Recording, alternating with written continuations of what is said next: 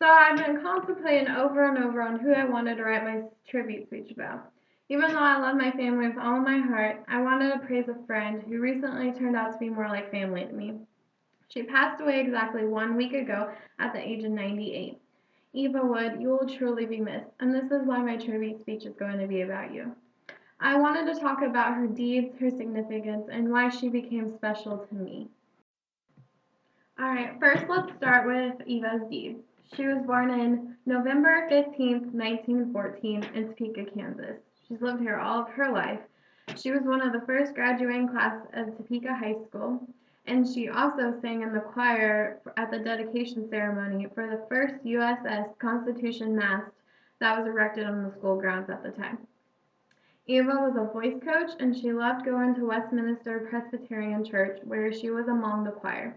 Even though I'm sure there are hundreds of other amazing deeds this wonderful woman did, she became so significant in someone's life when she adopted a son in 1958. Now this brings me to her significance. I found out that when she was just 14 years old, she had to have a hysterectomy. She was very upset she was never allowed to have kids. So after she got married, Eva and her husband decided to adopt Steve in 1958. Eva and Steve's relationship is so amazing. Within the past 20 years, Steve has dedicated all of his time to help take care of Eva. She is the most significant person in his life, and it was such an amazing thing for Eva to do by adopting him. So before I go into how I tie into all of this, I want to show you a picture of Eva. This was taken 2 years ago. This is the most recent picture we have of her. So about 12 years ago, when Outback Steakhouse first opened, their bloomin' onion and cheese fries were so amazing that it was their favorite restaurant that they decided to go 3 times a week of every year. So when I started Outback Steakhouse in 2008, that's how I first met them. And unfortunately, in 2010, Eva had an accident and she needed some extra care while Steve went to work, so she wasn't alone. And even though I had no idea, I've never had my CNA license, I never had any experience, he took me on and I learned a lot from it, and it was the greatest decision of my life.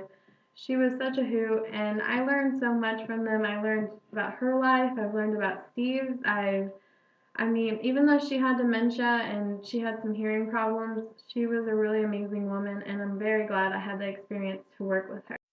So now that I've talked about Eva's deeds, her significance, and how I tie into all of this, um, she really will be missed. It's very unfortunate that she passed away, but she was 5 days short of her birthday before she died, and I know that's what we really wanted her to make it till, or two, but she's in a better place now, and I'm really gonna miss watching Price is Right with her every morning and her saying, "He won a car!" It was the funniest thing.